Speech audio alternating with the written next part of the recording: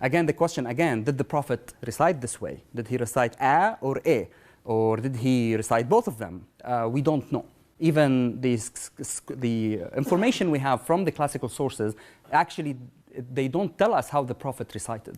This is the opening chapter, okay, we call it Fatiha, and this is recited, this is known by all Muslims, you know.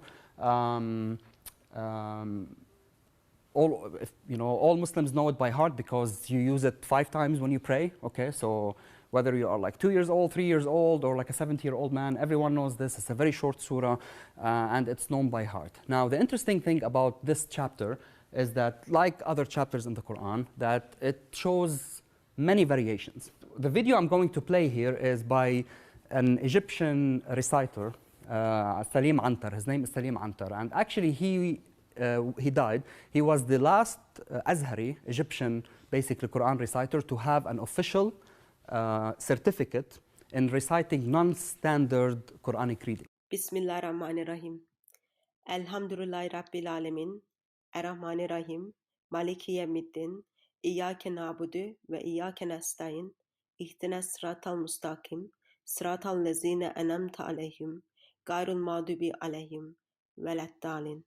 So I tell him, can I say Alhamdi? He said, no, you're wrong, okay? You can't say that. However, if you go to classical manuals of recitation, you have people who actually said D. But just like see how he keeps reciting it also and come up with different variations. So.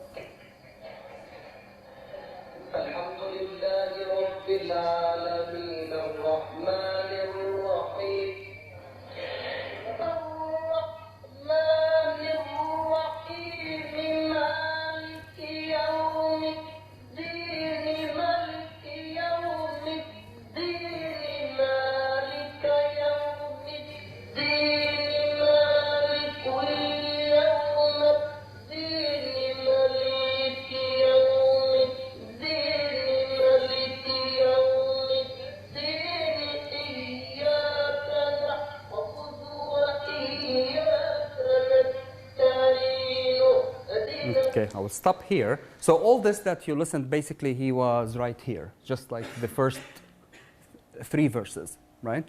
Again, if you are not initiated in the discipline, you won't really know the differences. There are very big differences. For example, Maliki versus Maliki. So you have a short vowel and a long vowel, which makes a difference in the meaning. So one is king, one is owner. That's a textual difference between the two.